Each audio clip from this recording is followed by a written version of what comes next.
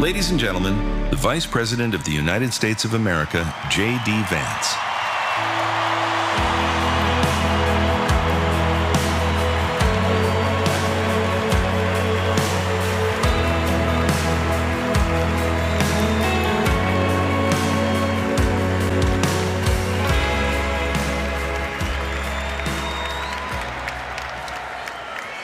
Thank you. Thank you all so much. You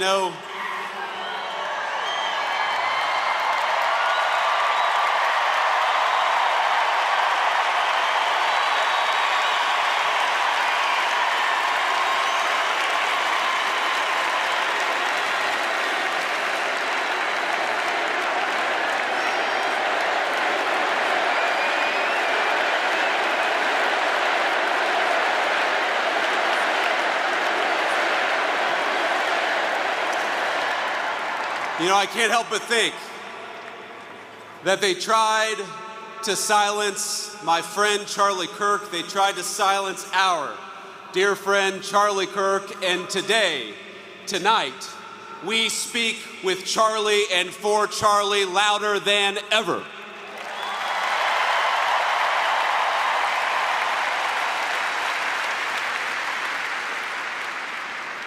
The evil murderer who took Charlie from us expected us to have a funeral today, and instead, my friends, we have had a revival in celebration of Charlie Kirk and of his Lord Jesus Christ.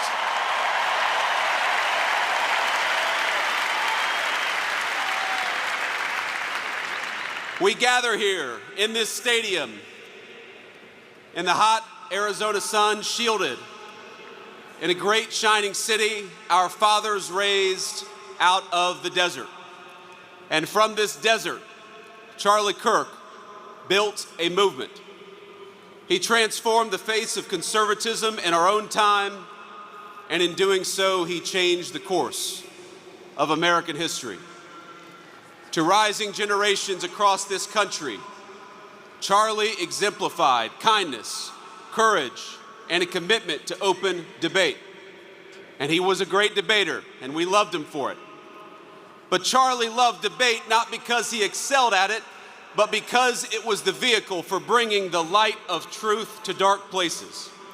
And Charlie Kirk brought many truths in his life.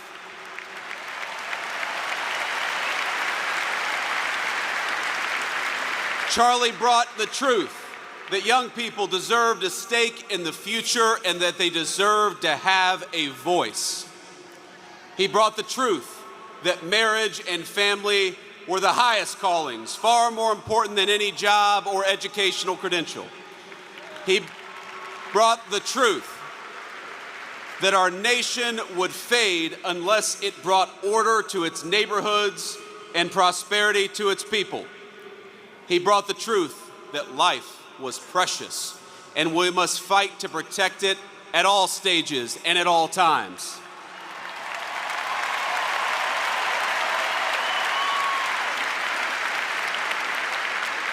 But most of all, Charlie brought the truth that Jesus Christ was the King of Kings and that all truth flowed from this first and most important one.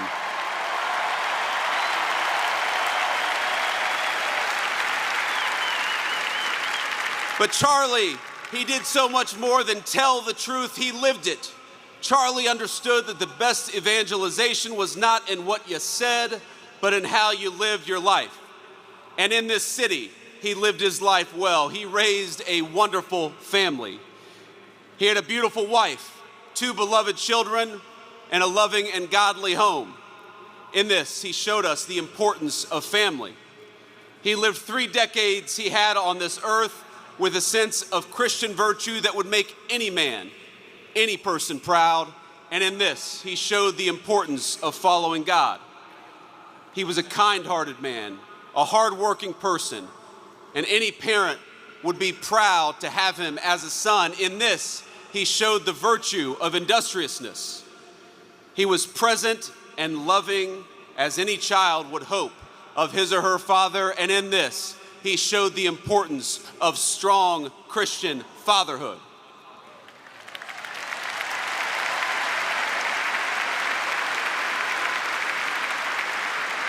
He was fearless and he was bold, as any follower would hope would be true of a leader.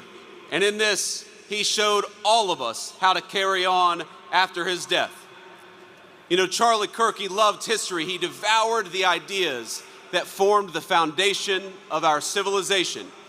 He stood for a tradition that Socrates established 2,500 years ago: to question, to search, and to teach.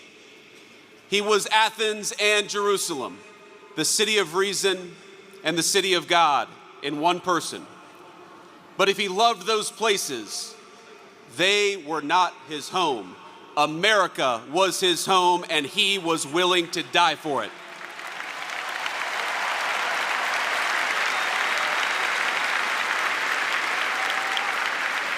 You know, Charlie, he loved this country with a contagious intensity. Anybody who talked to him knew it and felt it. He knew that America was a beautiful place and we had these incredible ideas, but he also knew that our country was a covenant between the generations past, present, and future.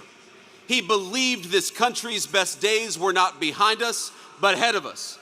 But he knew those better days would have to be earned. They would have to be worked for. We would have to sacrifice and work and tell the truth. He knew that America wouldn't be saved just by pulling together seminars or talking about the right kind of books in front of the right kind of people. The movement which he created demanded more. It demanded courage. It demanded hard work. It demanded building, and it demanded leaders. And my friends, in Charlie Kirk, we found a great American leader.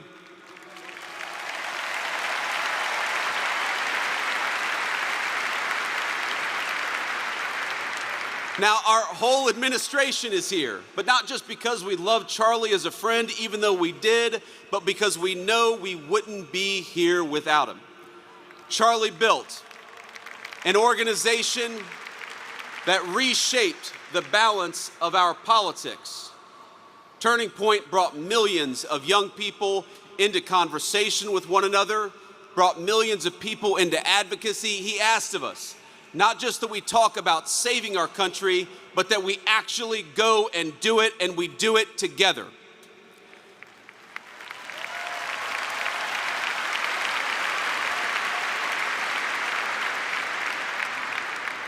But even as Charlie built on a grand scale, his greatness was never only in his ambition. It was measured in the everyday moments as well, in the way that he treated ordinary people each and every single day. You know, you learn a lot about someone by how they treat others when the cameras aren't on. Charlie treated staffers as well as he treated the President of the United States.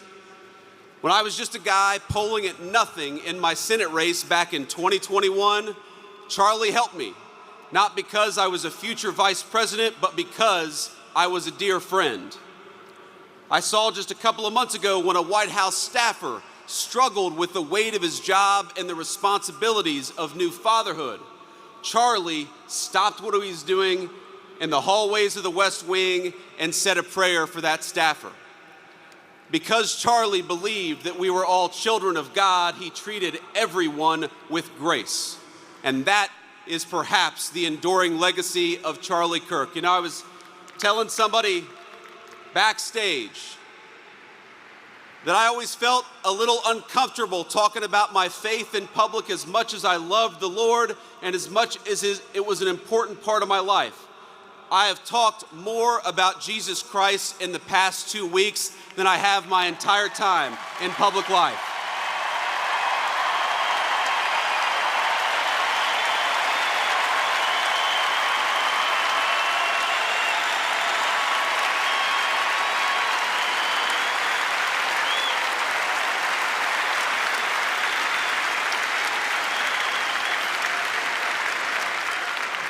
And that is an undeniable legacy of the great Charlie Kirk. You know, he loved God.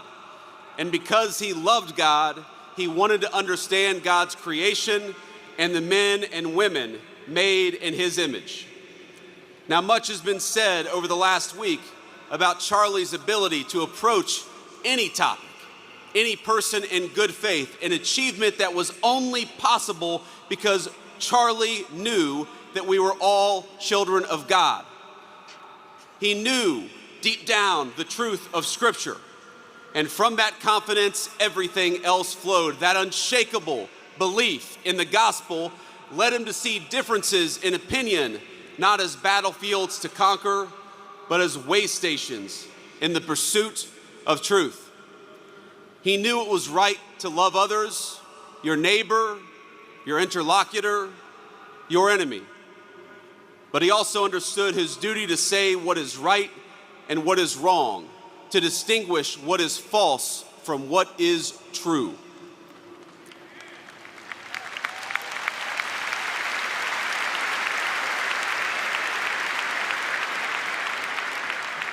Charlie was slain, doing what he loved, telling the truth, proclaiming his faith, building out a dream.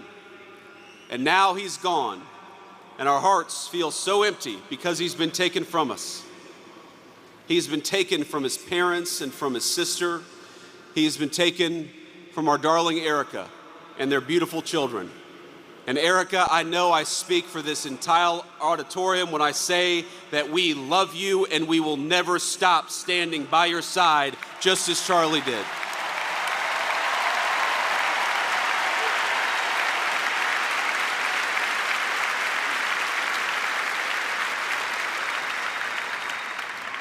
He was taken from us by those who despise the virtues that actually made our civilization great to begin with. Dialogue, truth-seeking, family, and faith. In the wake of his death, we have seen some of the very worst parts of humanity. We have watched people slander him. We have watched people justify his murder and celebrate his death. I know that this makes you angry just as it has made me angry. But it is easy in these moments to see only the worst of our fellow man. I found myself wishing that I could pick up the phone and talk to my friend and ask him for his advice and his counsel. To ask him how to respond to such hate and the souls from which that hate springs. But I can't call my friend, because he was murdered for speaking the truth. I can only guess at what he might say and what he would encourage me to do. And here's what I think. I think he would encourage me to be honest that evil still walks among us. Not to ignore it for the sake of a fake kumbaya moment, but to address it head on and honestly as the sickness that it is.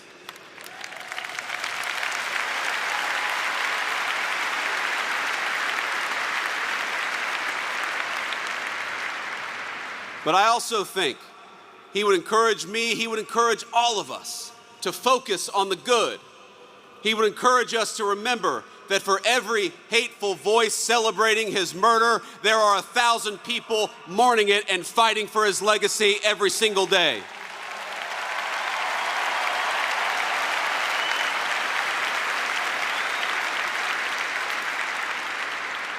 He would tell me to pray.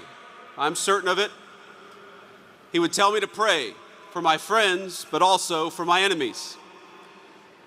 He would tell me to put on the full armor of God and get back to work.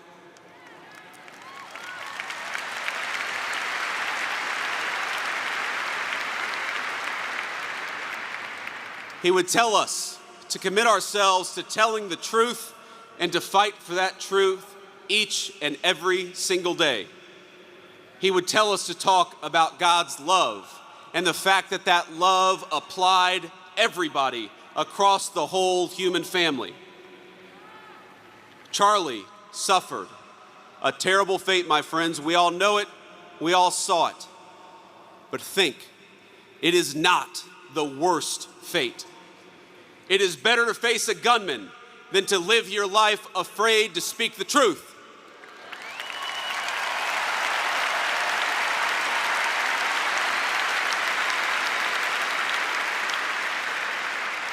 It is better to be persecuted for your faith than to deny the kingship of Christ.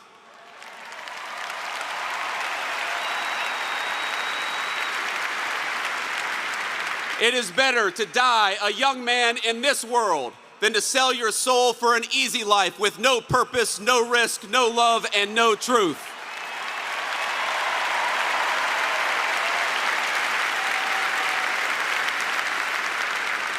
Christ told us in the Gospel of John, I have said these things to you, that in me you may have peace.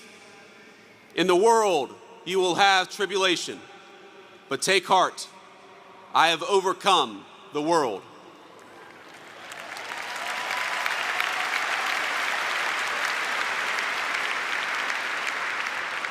Charlie took heart, and now we must do the same. I've seen so many of you say, so many on social media, talk about for Charlie.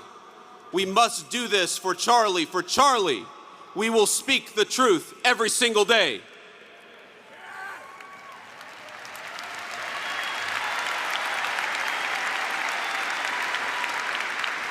For Charlie, we will rebuild this United States of America to greatness.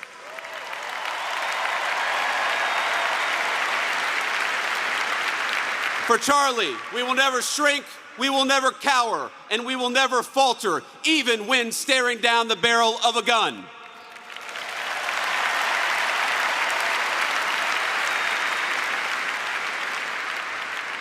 For Charlie, we will remember that it is better to stand on our feet defending the United States of America and defending the truth than it is to die on our knees.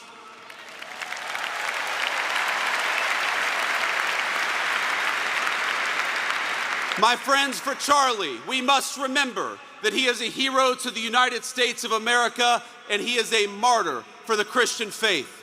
May our Heavenly Father give us the courage to live as Charlie lived. That is what we must do for Charlie. You ran a good race, my friend. I love you. We've got it from here. Thank you.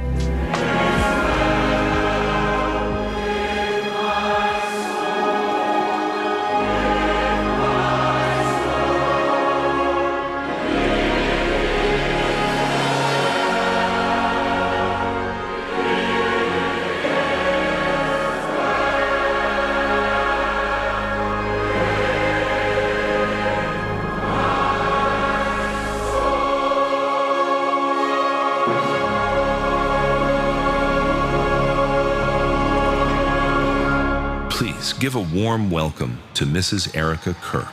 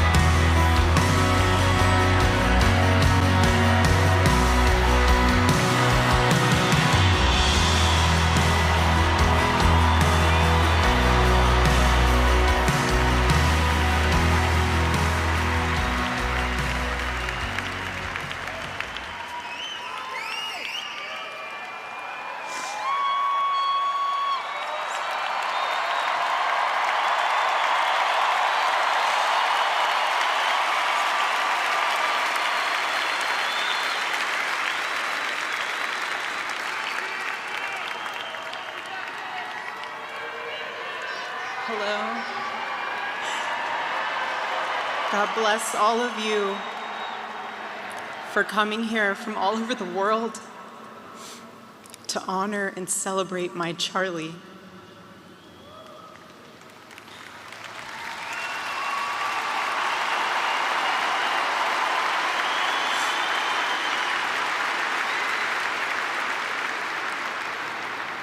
Just a few miles from here, 2 years ago at America Fest 2023, Charlie delivered a speech on stage for our TPUSA Faith event. Charlie loves speaking off the cuff. He was very good at that, without a script. So I personally didn't know what he was going to say. And what he chose to speak about that day was his submission to the will of God. He quoted one of his favorite Bible verses, Isaiah chapter 6, verse 8. "Here I am, Lord. Send me." After Charlie finished, I met him backstage, and I spoke to him, and I'll never forget this. I said, "Charlie, baby, please talk to me next time before you say that statement." Because when you say something like that, there is so much power in that verse. When you say, "Here I am, Lord, use me," God will take you up on that. And he did with Charlie.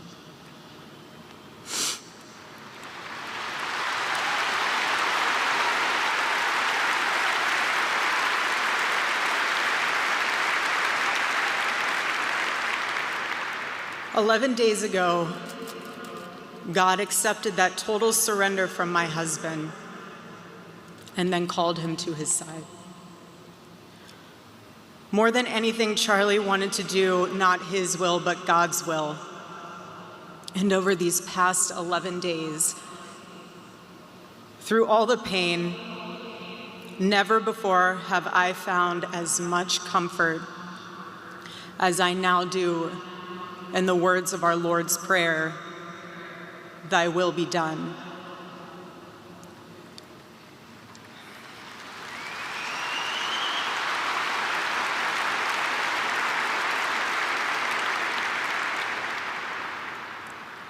God's love was revealed to me on the very day my husband was murdered. On the afternoon of September 10th, I arrived at a Utah hospital to do the unthinkable, to look directly at my husband's murdered body. I saw the wound that ended his life. I felt everything you would expect to feel. I felt shock. I felt horror and a level of heartache that I didn't even know existed. But there was something else too. Even in death, I could see the man that I love. I saw the one single gray hair on the side of his head, which I never told him about. Now he knows. Sorry, baby, I'm telling you now, but never told him. Didn't want to. I also saw this. I also saw on his lips the faintest smile. And that told me something important. It revealed to me a great mercy from God in this tragedy. When I saw that, it told me Charlie didn't suffer. Even the doctor told me. It was something so instant that even if Charlie had been shot in the operating room itself, nothing could have been done. There was no pain, there was no fear, no agony. One moment, Charlie was doing what he loved, arguing and debating on campus, fighting for the gospel and truth in front of a big crowd. And then he blinked. He blinked and saw his Savior in paradise.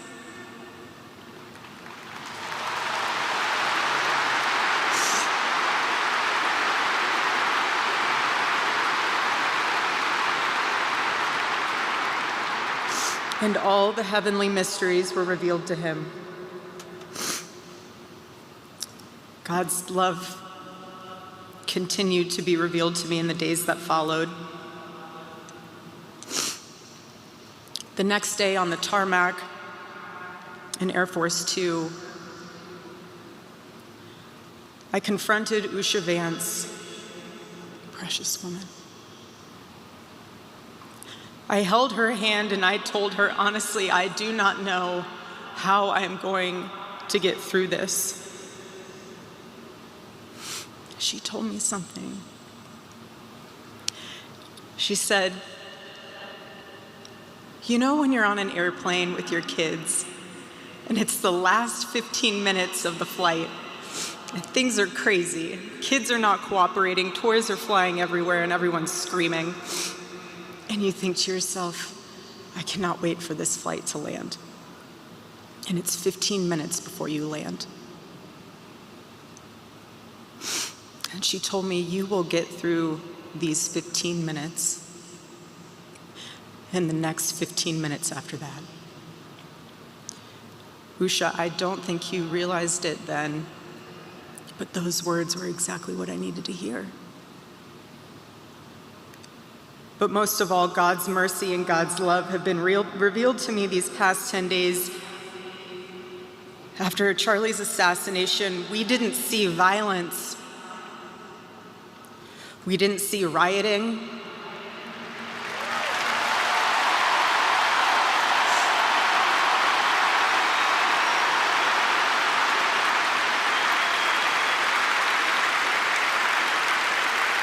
We didn't see revolution.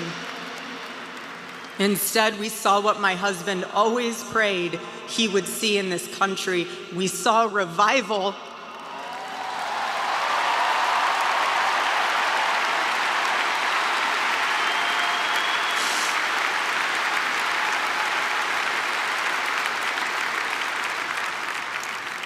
This past week, we saw people open a Bible for the first time in a decade. We saw people pray for the first time since they were children. We saw people go to a church service for the first time in their entire lives.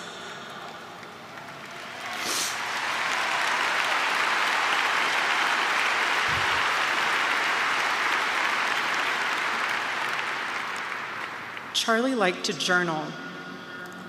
And I say this because he did it to remember important moments and sayings that affected him. And one of the things he wrote in his journal was this: every time you make a decision, it puts a mark on your soul. To those of you out there who just made that decision and took the first step toward a spiritual life, I say thank you and welcome.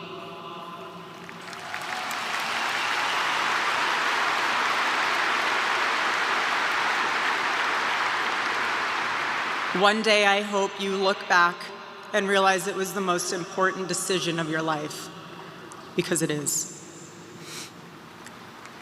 All of you who are already believers, it is your job to shepherd these people. Do not take that lightly. Water the seed of their faith. Protect it and help it grow. Every day as Charlie rode into the office, he would go through his contact list. And I know there's many of you who were impacted by this. He would go through his contact list and send Bible verses for the day. He knew that faith was a habit. The more you live it, the more it grows. But know this too: the seed has only just been planted. The enemy will tempt you the most in a time like this one. God will always be there for you, but you must choose to mark your soul again and again in the direction of Christ.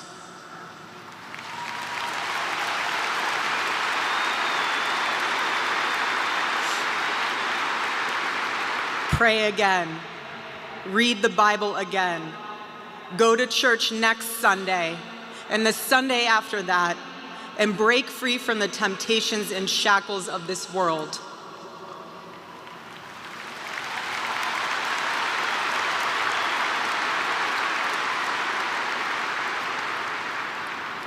Being a follower of Christ is not easy. It's not supposed to be.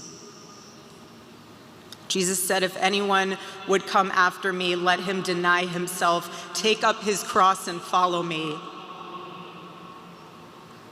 He said he would be persecuted. He said we would be persecuted. And Charlie knew that and happily carried his cross all the way to the end. And I want all of you to know, while Charlie died far too early, he was also ready to die. There was nothing he was putting off. There was nothing that was too hard or too painful, or nothing that he just felt like he didn't want to do it. He left this world without regrets.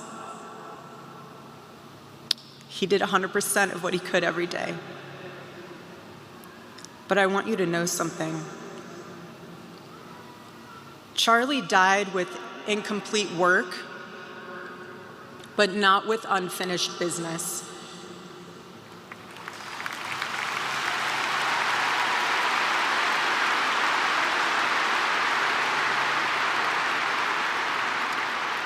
But I will miss him.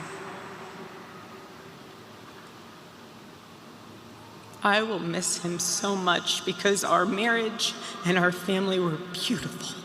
And they still are.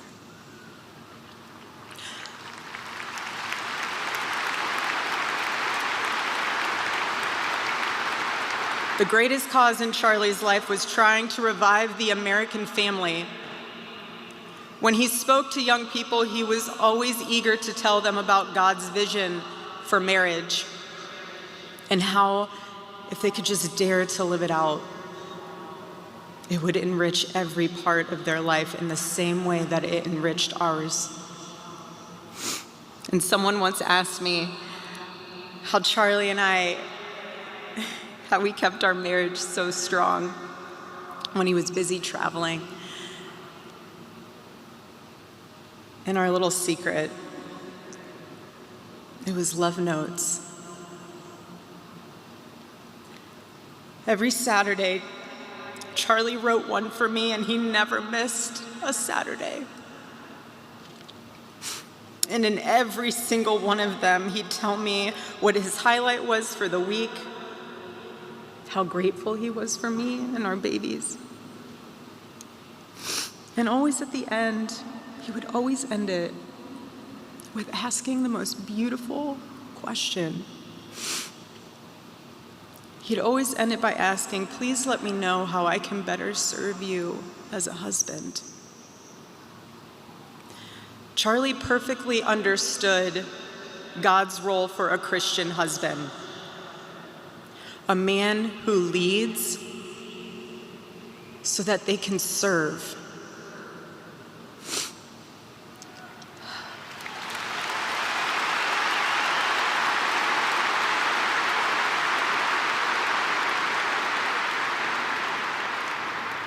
To all the men watching around the world, accept Charlie's challenge and embrace true manhood. Be strong and courageous for your families. Love your wives and lead them. Love your children and protect them. Be the spiritual head of your home. But please be a leader worth following. Your wife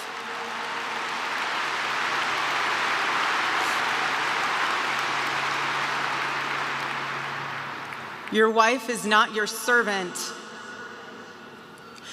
Your wife is not your employee. Your wife is not your slave. She is your helper. You are not rivals.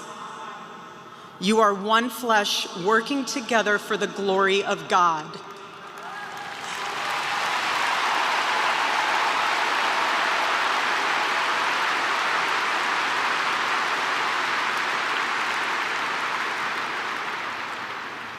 I was Charlie's confidant. I was his vault, his closest and most trusted advisor, his best friend. I poured into him and loved him so deeply, empowered him, because his love for me drove me to be a better wife. Every day he honored me, and I prayed that I could be the wife that God needed me to be for my husband. Women, I have a challenge for you too. Be virtuous. Our strength is found in God's design for our role. We are the guardians. We are the encouragers. We are the preservers. Guard your heart. Everything you do flows from it. And if you're a mother, please recognize that is the single most important ministry you have.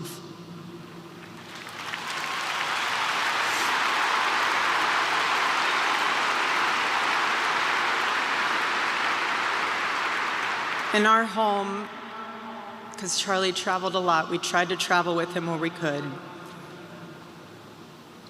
But I made sure that when Charlie returned from work, it was his sacred landing place, away from the worries of the world.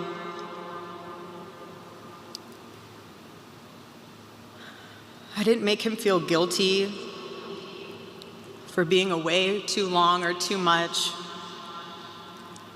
or getting home too late. I always told him, home is here for you, and it'll be ready for you. And I made it into this place where he wanted to be as soon as possible when he was on the road. There was no keeping score between us. We were a team, working together for the same mission.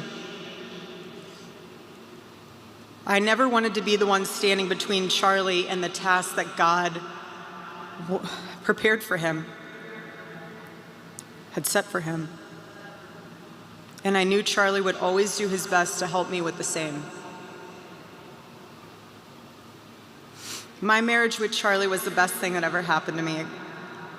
And I know it was the best thing that ever happened to him as well. He wanted everyone to experience that joy. And that's what's so beautiful about God's design for marriage, is that everyone can. And I could talk endlessly about it, and years to come I will. But Charlie's mission above all was aimed directly at those who aren't married. He named his organization well. He knew things were not right with America, and especially with young people, and they needed a new direction. Charlie passionately wanted to reach and save the lost boys of the West, the young men who feel like they have no direction, no purpose, no faith, and no reason to live. The men wasting their lives on distractions, and the men consumed with resentment, anger, and hate. Charlie wanted to help them. He wanted them to have a home with Turning Point USA. And when he went onto campus, he was looking to show them a better path and a better life that was right there for the taking. He wanted to show them that.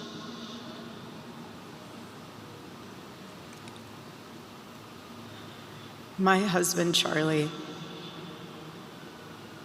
he wanted to save young men just like the one who took his life.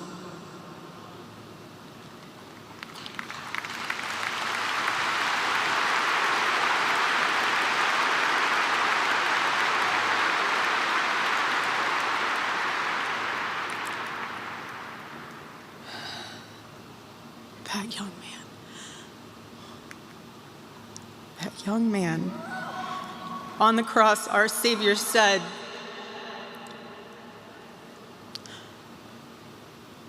"Father, forgive them, for they not know what they do."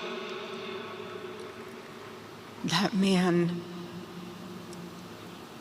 that young man, I forgive him.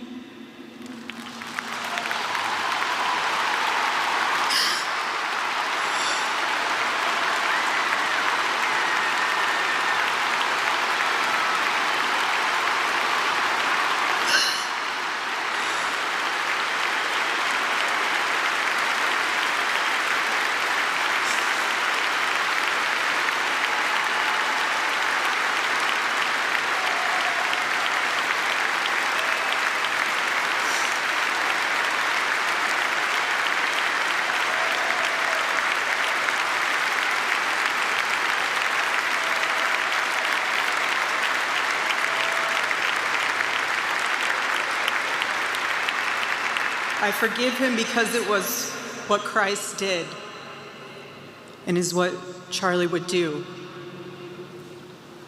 The answer to hate is not hate. The answer we know from the gospel is love, and always love. Love for our enemies and love for those who persecute us. The world needs Turning Point USA. It needs a group that will point young people away from the path of misery and sin. It needs something that will lead people away from hell in this world and in the next. It needs young people pointed in the direction of truth and beauty. And so I promise you today, every part of our work will become greater. I am tremendously honored to be the new CEO of Turning Point USA.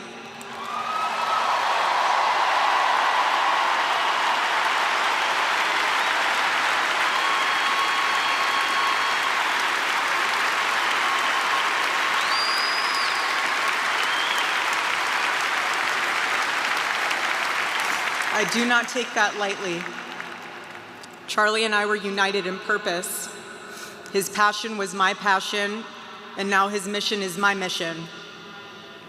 Everything that Turning Point USA built through Charlie's vision and hard work, we will make 10 times greater through the power of his memory. Chapters will grow, thousands of new ones will be created. TPUSA Faith will add thousands of new pastors and congregations.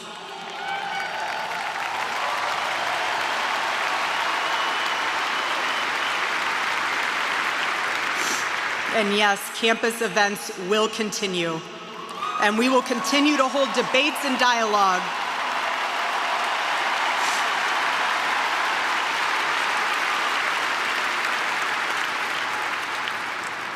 The First Amendment of our Constitution is the most human amendment. We are naturally talking beings, naturally believing beings. And the First Amendment protects our right to do both. No assassin will ever stop us from standing up to defend those rights, ever.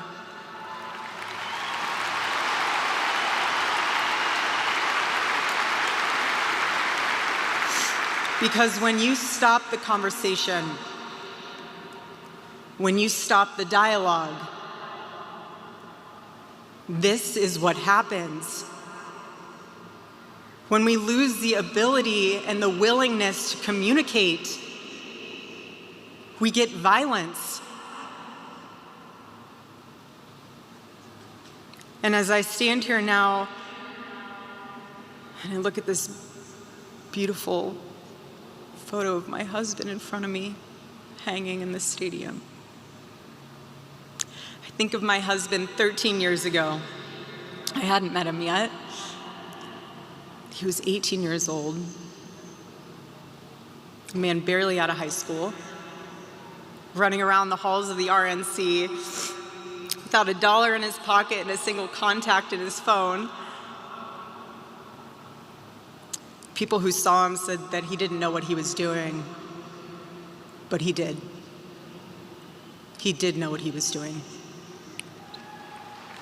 He knew exactly what he was doing.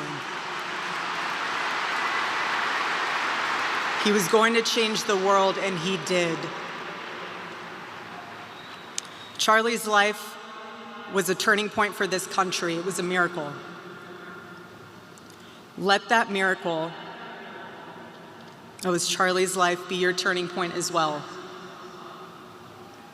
Choose prayer. Choose courage. Choose beauty. Choose adventure. Choose family. Choose a life of faith. Most importantly, choose Christ.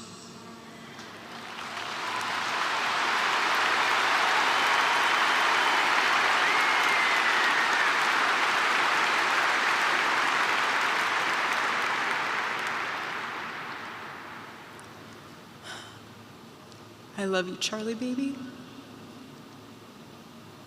And I will make you proud. God bless you all, and God bless America.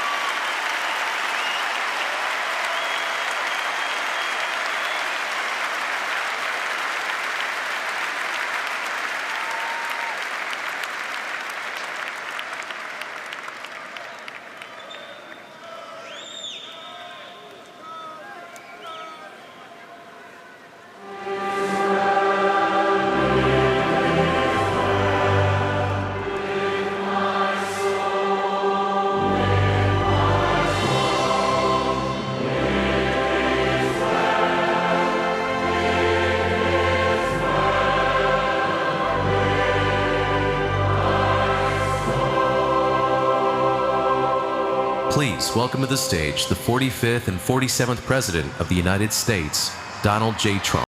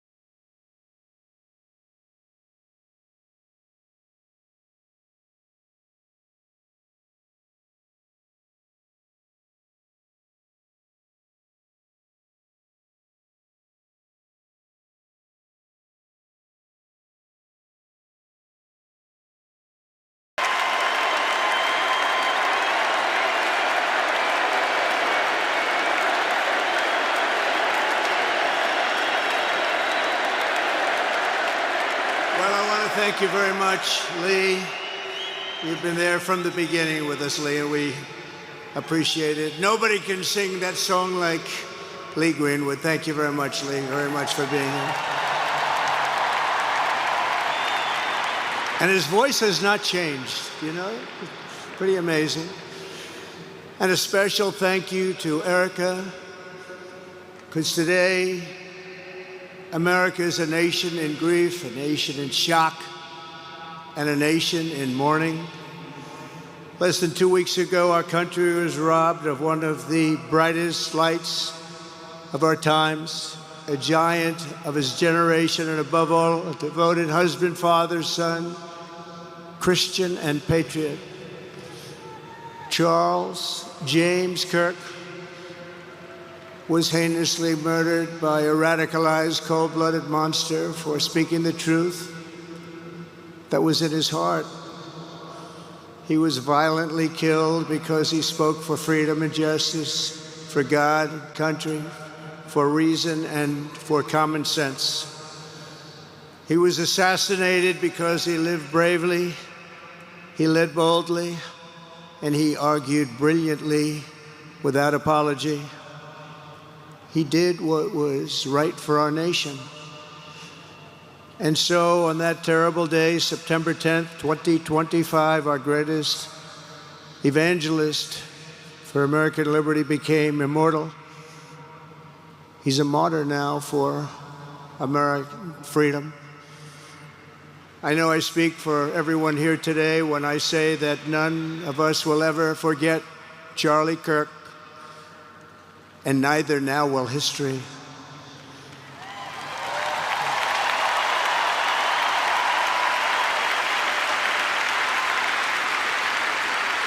Because while Charlie has been reunited with his Creator in heaven, his voice on earth will echo through the generations, and his name will live forever in the eternal chronicle of America's greatest patriots.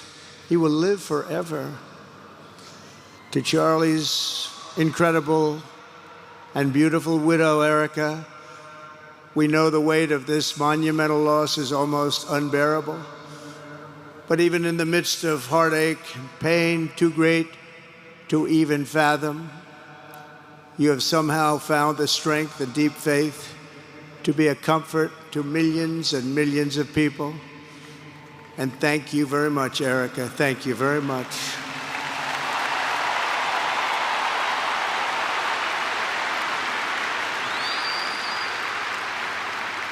Today, an entire nation wraps its loving arms around you and your beautiful children. We share in your immense and overwhelming sorrow, and we vow that we will do everything we can to ensure that your children grow up in a land where their father is honored and revered as a great American hero. That's what he is.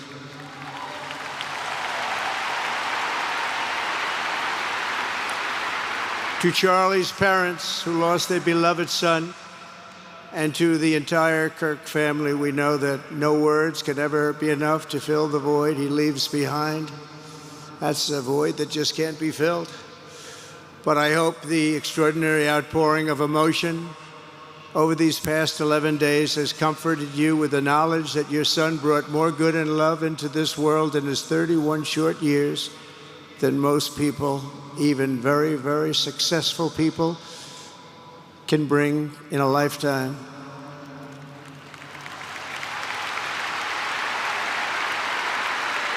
Charlie Kirk loved America with everything he had, and as we can see so clearly today, America loved Charlie Kirk.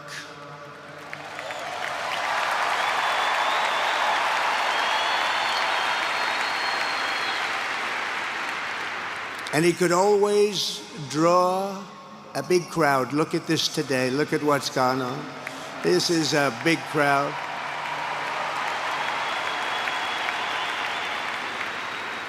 Here today we have the Vice President of the United States, J.D. Vance.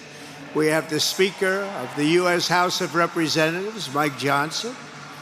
We have countless members of the United States Senate, and I'm sorry I'm not going to introduce you, but I'll be up here. They're all over the place. And likewise, the House of Representatives, they're all over this big stadium. This is not an arena, this is a stadium. Our great cabinet and this stadium packed with rafters of people, not to mention the one across the street that also has tens of thousands of people, and they're watching us on screen right now.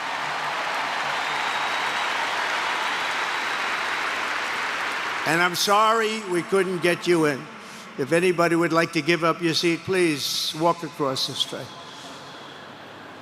But this is like an old-time revival, isn't it? An old-time revival.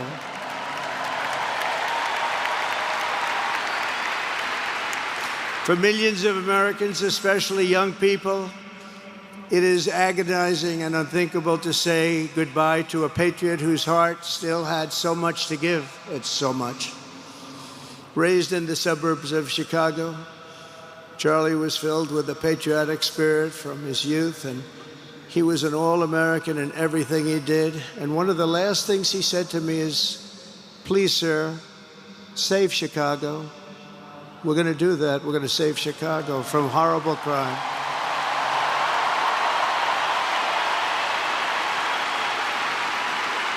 In high school, he was the quarterback of the football team and the captain of the basketball team. He was a good athlete. A lot of people don't know that about Charlie. He was an Eagle Scout who spent his school lunch breaks listening to another champion for liberty, somebody that he greatly admired, Rush Limbaugh.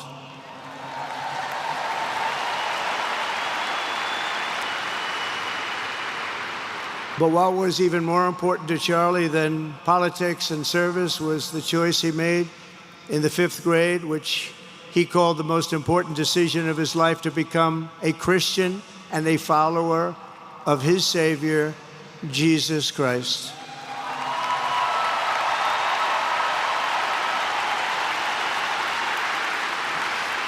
Inspired by faith and his love of freedom, Charlie did something remarkable when he was just 18 years old.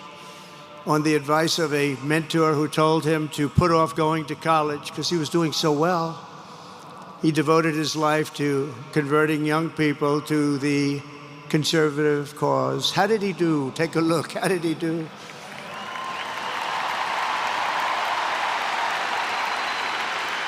In 2012, 2 days after graduating high school, and with just $1,800 in his pocket, the young man from Illinois, who no one had ever heard of, started an organization whose grand ambitions were captured in its name, Turning Point USA. Great name.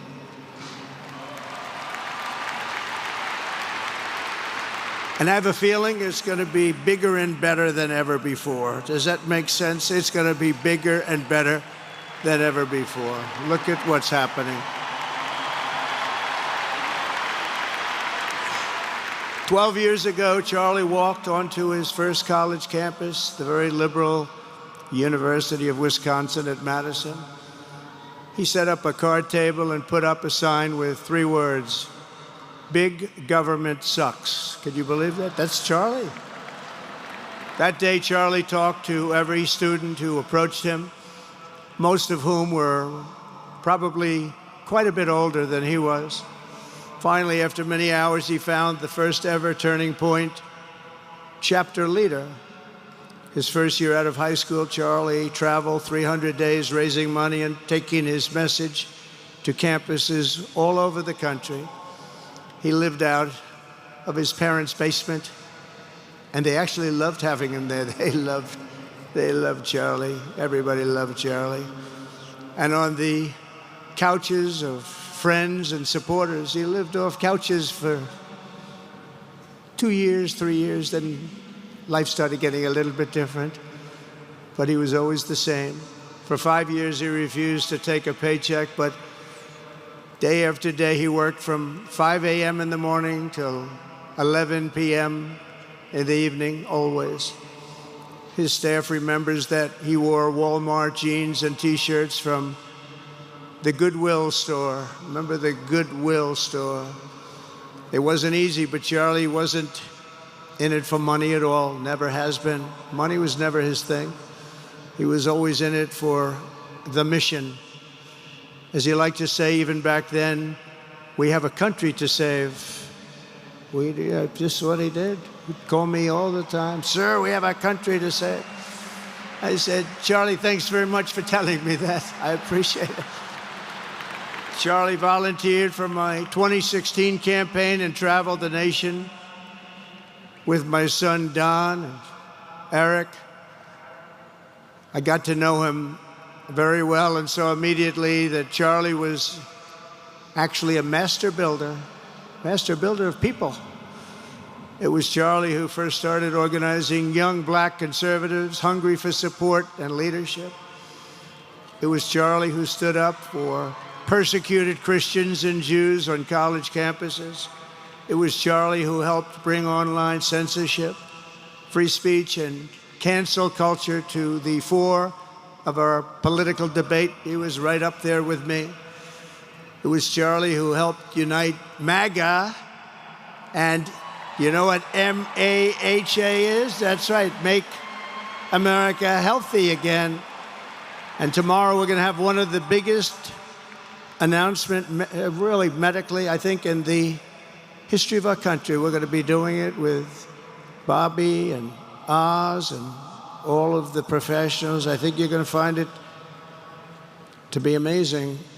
I think we found an answer to autism. How about that? Autism. Tomorrow we're going to be talking in the Oval Office in the White House about autism, how it happens, so we won't let it happen anymore, and how to get at least somewhat better when you have it, so that parents can help their child, their beautiful child. That's a big one. I've been bugging everybody over there, get the answer to that.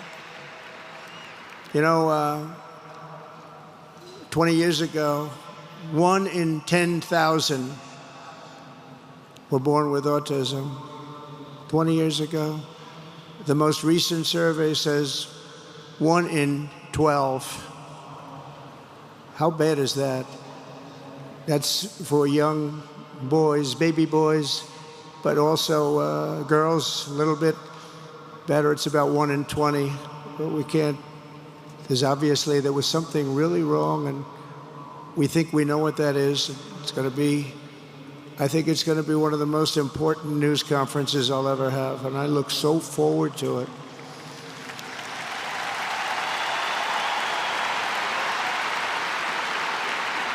And you know who else looked forward to it? Because he knew. I'd tell him a little bit about what was going on. Was Charlie. He would have been front row center, believe me. We'll be missing him tomorrow. It was such a big deal for him, too. He brought together Donald Trump, Bobby Kennedy, right here in the great state of Arizona 1 year ago. Remember that? What a night, what a day that was. And it was Charlie who was among the first to speak to me about a man from Ohio by the name of J.D. Vance. Have you ever heard of him? He's doing a good job.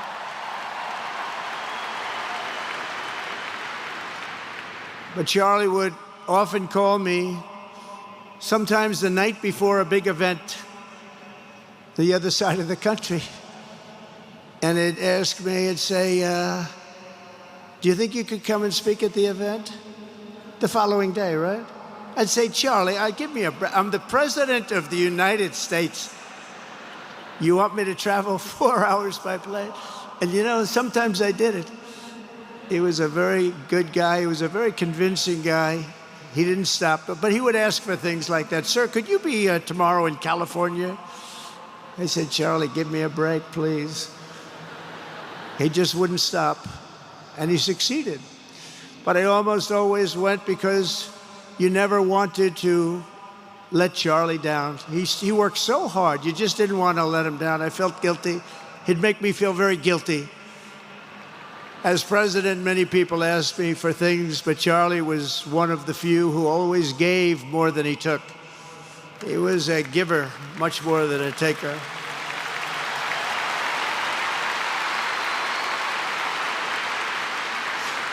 And no matter how big Charlie became, no one was too small for him to notice. He was good to everybody. Didn't matter.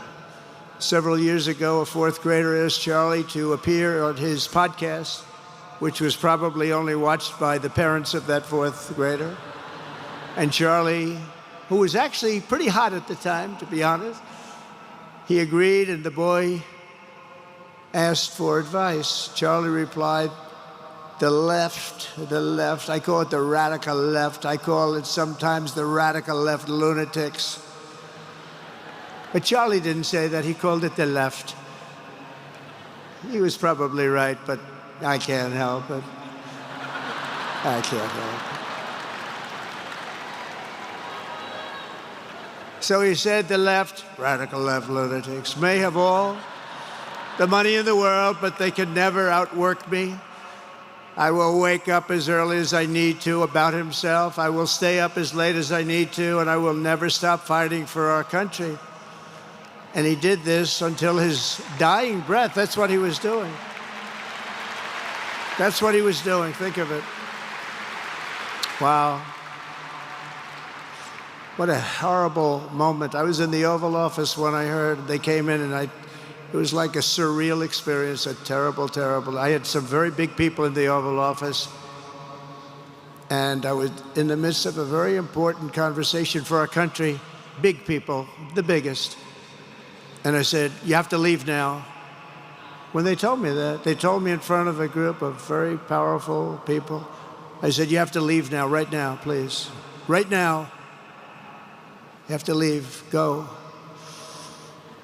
By his own determination and skill, Charlie Kirk built Turning Point from his humble beginnings, the beginnings that nobody believed could ever end up something like this, into a great movement and a juggernaut of American politics. And you know, we have a massive stadium loaded up with people, but he got tremendous crowds before he had this kind of horrible news and before we had to hear what happened so terribly. He delivered more than 250 speeches a year at over 200 colleges and universities, and that was at a time when it was not really vogue to go to colleges and universities if you were a conservative. It really took great courage. And we used to talk, and I said, you know, I think they're much more conservative than we know, and he agreed, but it just wasn't something that was happening because the radical left would do very bad things, very dangerous things.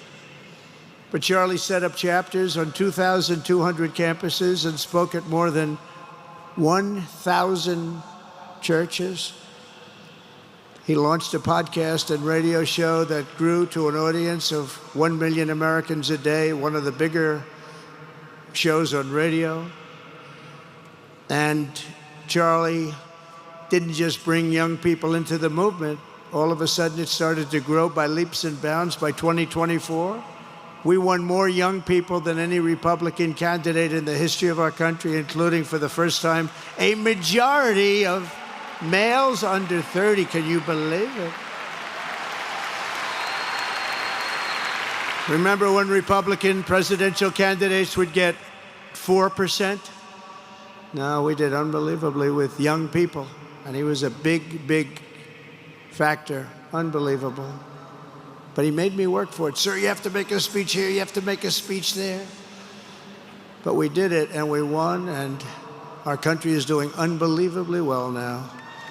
We had a country that was dead 1 year ago, and now we have the hottest country anywhere in the world. And Charlie helped us make it that. One of the great people. But through it all, the core of Charlie's message and his basic method never changed. It never really changed. He stayed the same person also. At every campus event, Charlie asked the people who disagreed with him to come forward, and instead of silencing them, he handed them a microphone and let them speak. And he'd convinced so many of them. It was a pretty amazing thing to watch, actually. Shortly before Charlie arrived on campus, the day he was assassinated, a staff member texted him that there were many critics and students who were opposed to his views, and rather strenuously in the crowd. And that actually made him feel good because he wanted to convince them. He understood. He really did. He understood what was right. And he was right about that. A lot of it was based on common sense, by the way. Charlie wrote back to the staff member saying, I'm not here to fight them. I want to know them and love them, and I want to reach them and try and lead them into a great way of life in our country. In that private moment on his dying day, we find everything we need to know about who Charlie Kirk truly was. He was a missionary with a noble spirit and a great, great purpose. He did not hate his opponents. He wanted the best for them. That's where I disagreed with Charlie. I hate my opponent, and I don't want the best for them. I'm sorry. I am sorry, Erica. But now Erica can talk to me and the whole group, and maybe they can convince me that that's not right, but I can't stand my opponent. Charlie's angry, looking down, he's angry at me now. He wasn't interested in demonizing anyone. He was interested in persuading everyone to the ideas and principles he believed were good, right, and true. Before each appearance, he prayed these words: God, use me for your will. Always said the same thing: use me for your will.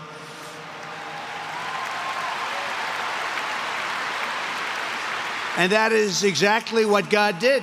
When you think, that's exactly what he did. The more success Charlie had, and he was getting more and more successful, the more dangerous his mission became. On campuses all over the country, his quest for open dialogue was met with menacing hate. There were bomb threats, pulled fire alarms, and countless rage-filled radicals who tried to shout him down. It was nasty. I used to say, Charlie, this is nasty stuff you're doing. At one event, police had to build barricades to protect students from an angry mob of thugs. Many of these people, by the way, are paid a lot of money to do this. They're agitators. They're paid agitators. Remember that? When you see they all have the same beautifully printed sign, every sign is identical, comes out of a top-level print shop. That's not the signs that are made in somebody's basement. Those are paid for by very bad people, and hopefully we're going to be finding out through the DOJ who those people are.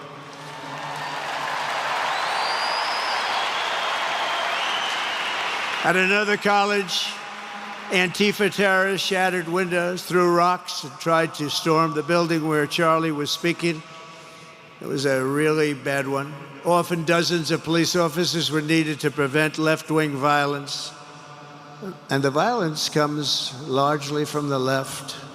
You don't hear that from too many people, do you? And virtually every day for years before he was murdered, Charlie received these horrible death threats. People don't know. I used to talk to him about it. He said, I got some threats. He always felt that when they actually made the threat, they were not the ones to worry about. The ones to worry about were the ones that don't make the threats. And I think you know what I mean. He knew the risk, but he and I shared a certain motto: never back down and never ever surrender. Just don't surrender, never back down. He believed in it so strongly. So strongly. And he's right. He's totally right. The radicals and their allies in the media, sometimes referred to, as my son said, the fake news media, tried to silence Charlie for a simple reason: because he was winning, and he was winning big. He was taking over college campuses, colleges that had, in theory, only very liberal, or as they like to say, progressive. I call them liberal, but they like to call themselves, because such a beautiful word, progressive. They're the opposite of progressive, if you think about it. But they were really nasty, and he would go into these colleges. All of a sudden, within 2 years, 3 years, they turned into bastions of conservatism. It was really quite amazing to see. They lied about him because they did not want you to listen to him or to learn from him, because what he was talking about and even preaching made so much sense. Everywhere he went, he won the debates, he won the hearts, he won the minds, and yes, he won the elections for people. He helped us, he helped other people. We won the biggest election in the history of our country, I believe.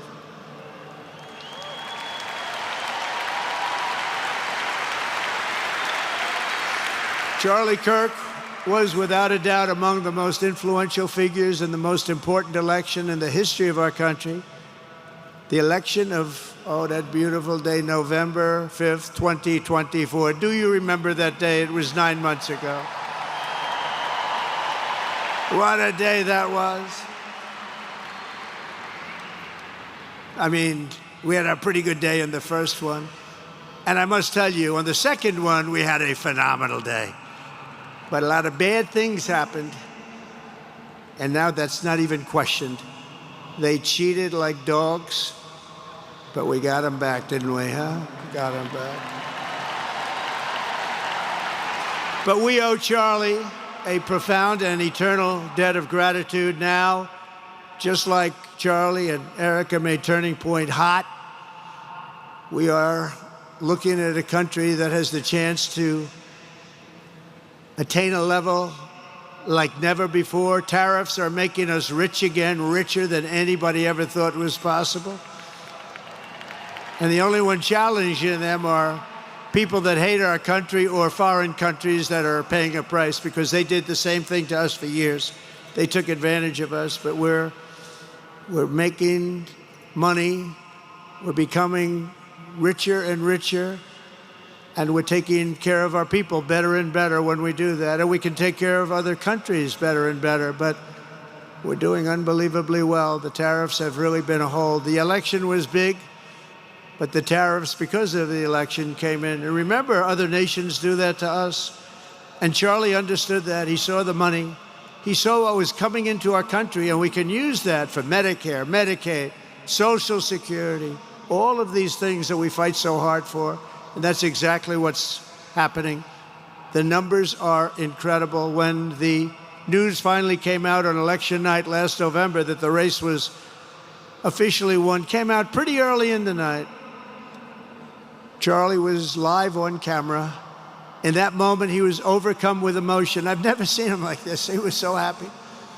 For a long while, he said nothing. His eyes were filled with tears, and then he buried his face in his hands, and he started crying. That wasn't the Charlie I knew, but in thinking about it, it actually was the Charlie I knew, because he had a tremendous heart.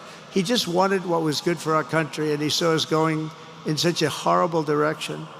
Lovingly, Eric, and this was so beautiful, Erica put a MAGA hat on to cover his bowed head. I like that very much. MAGA, we love. Does everybody love MAGA? Make America Great Again.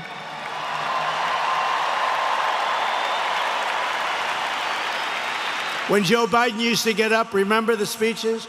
We will stop MAGA. We will stop MAGA. You know, he could barely get the words out. We will stop. I said, can somebody inform him that MAGA means Make America Great Again? How do you say you're going to stop it? And Charlie understood that. When Charlie finally looked up and spoke, he smiled through the watery eyes and simply said, I am humbled by God's grace. That was his statement that night. I was watching him. I was very impressed, actually. It showed he had a big heart. Every single American should take a long, hard look at the twisted soul and dark spirit of anyone who would want to kill a young man as good as Charlie. To kill anybody, but to kill a man like this, he didn't deserve this. He didn't deserve this. Our country didn't deserve this. And anyone who would make excuses for it are just out of their mind. Charlie's murder was not just an attack on one man or one movement. It was an attack on our entire nation. That was a horrible attack on the United States of America. It was an assault on our most sacred liberties and God-given rights. The gun was pointed at him, but the bullet was aimed at all of us. That bullet was aimed at every one of us. Indeed, Charlie was killed for expressing the very ideas that virtually everyone in this arena and most other places throughout our country deeply believed in. But the assassin failed in his quest because Charlie's message has not been silenced. It now is bigger and better and stronger than ever before, and it's not even close. And it's rare that such a thing happens, but Charlie is bigger today than he was. Think about it. Just 2 weeks ago, he's bigger today than he was 2 weeks ago. Now, that may not help his friends and loved ones, of which there are so many. It may not help Erica and those beautiful children who have to suffer so horribly through this moment, but they know it's true. He's bigger now than ever before, and he's eternal. He's eternal. And I just want to say we love him. And he's looking down at us right now, and he's saying, wow, that's a great crowd. He's saying, that's a great crowd.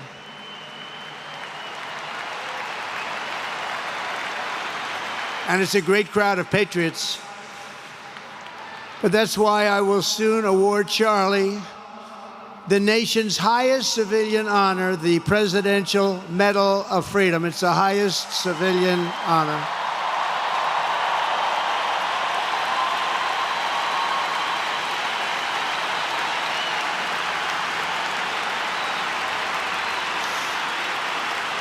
And we will do the ceremony at our beautiful White House in a very safe Washington, D.C., a place that Charlie truly revered. You know, we stopped the crime in Washington, took 12 days. Now you can go to restaurants, you can walk down the middle of the street with your wife. You can have your wife walk alone down the middle of the street. She's going to be in good shape.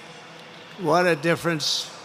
What a difference good management really makes. But I'm so proud of that, Washington, D.C. You know, it was one of the worst in the nation, in the world. And now it's considered a very safe city. And it's also, I passed it yesterday, I went through it, and the lawns are good. It's like a different place. It's like the tents are gone, the threats are gone, the gangs aren't there. We got rid of, we took out 1,500 career criminals, 1,500. If you have 3 career criminals, that can make a big difference. But I'm so proud of Washington, D.C., and now we're going into Memphis, and we'll get that one straightened out fast. And then we're going into some others, but we're going to go to Chicago, and we're going to have Charlie very much in mind when we go into Chicago, and we'll get that one straightened out. You have an incompetent governor who he thinks it's okay when 11 people get murdered over the weekend. He thinks you don't have any crime when 11 people get murdered and 28 people get shot. He says he's got crime. No, they don't have it under control, but we'll have it under control very quickly. So we're going to be doing that. And Charlie loved what we were doing. He was so proud of what happened. He was there to see it. He's so proud of what happened in Washington, D.C. As you know, the depraved assassin who planned and executed Charlie's killing has been arrested and charged with capital murder. God willing, he will receive the full and ultimate punishment for his horrific crime. It's a terrible thing. Because you can't let that happen. You can't let that happen. Can't let it happen to a country. The Department of Justice is also investigating networks of radical left maniacs who fund, organize, fuel, and perpetrate political violence. And we think we know who many of them are. But law enforcement can only be the beginning of our response to Charlie's murder. Over the last 11 days, we have heard stories of commentators, influencers, and others in our society who greeted his assassination with sick approval, excuses, or even jubilation. You've heard that. So have I. Couldn't believe it. Some of the very same people who spent the last 8 years trying to sit in moral judgment of anyone who disagreed with them about politics suddenly started cheering for a murder. Incredible. You know the names. They're major losers, by the way. That will be proven out in a short period of time. Some of the very people who call you a hater for using the wrong pronoun were filled with glee at the killing of a father with 2 beautiful young children. And the same commentators who this week are screaming fascism over a canceled late-night TV show where the anchor had no talent and no ratings, last week were implying that Charlie Kirk deserved what happened to him. No side in American politics has a monopoly on disturbed or misguided people. But there's one part of our political community which believes they have a monopoly on truth, goodness, and virtue, and concludes they have also a monopoly on power, thought, and speech. Well, that's not happening anymore. We've turned that corner very quickly. Tragically, atrocities of this kind, and the kind that we saw in Utah, of all places, are the eventual consequence of that kind of thinking.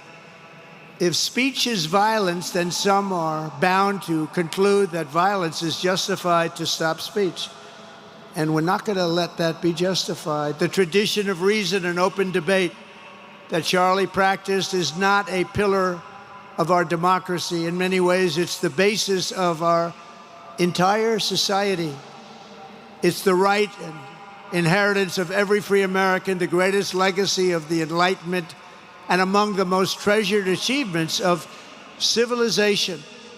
We will defend it at all costs, and we will carry forward the torch of liberty that Charlie Kirk held so proud and so high. He was so proud, and he did hold that torch high. We will never, ever let it fail. We will never let it fail. But we're going to raise it higher than ever before. It's going to be raised, and this is the beginning. Perhaps it should be no surprise that Charlie, who spent his life speaking with the critics of these traditions, ultimately became convinced that we needed not just a political realignment, but also a spiritual reawakening. We did. And we have to bring back religion to America, because without borders, law and order, and religion, you really don't have a country anymore. We want religion brought back to America. We want to bring God back into our beautiful USA like never before. We want God back.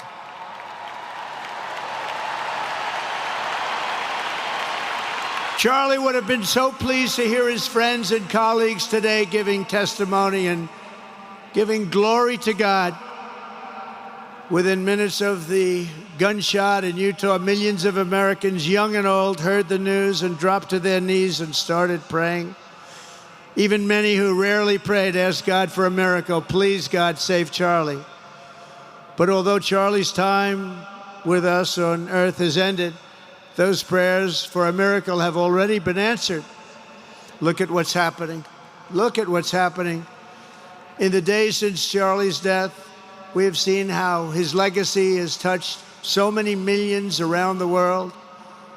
In Calgary, Canada, thousands gathered at City Hall to sing the American national anthem and raise up posters with the name Charlie Kirk. In Seoul, South Korea, crowds gathered to wave American flags and shout, "We are for Charlie Kirk." His memory has been honored in the streets of Berlin, Warsaw, Vienna, Sydney, Madrid, London, Tel Aviv, and all over the world. So beautiful to watch. A man as far away as rural Australia texted a pastor, "I'm going to come to church tomorrow for the first time ever." The pastor asked, "Why is that?" The man replied, "Because of Charlie Kirk." Can you imagine? The lesson of Charlie's life is that you should never underestimate what one person can do with a good heart, a righteous cause, a cheerful spirit, and the will to fight, fight, fight. Have to fight. We're saving our country. And Charlie's a big factor, such a big factor. Charlie Kirk started with only an idea to change minds on college campuses, and instead he ended up with a far greater achievement, changing history. He changed history. Today, Charlie Kirk rests in glory in heaven for all eternity. He has gone from speaking on campuses in Wisconsin to kneeling at the throne of God, where he is right now.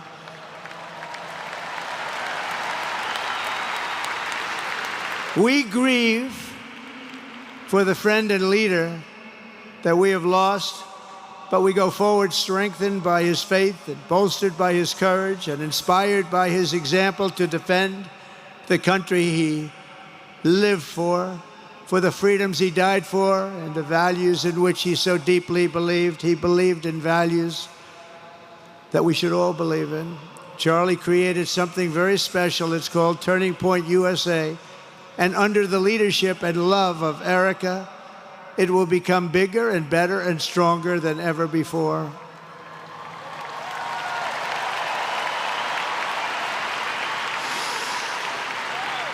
So, Charlie, we all want to thank you. We want to say a very loud God bless you, Charlie. God bless you for what you've done is incredible. And God bless Erica and the children. God bless the United States of America. And could I ask Erica, please come out. Erica, please come out. Thank you.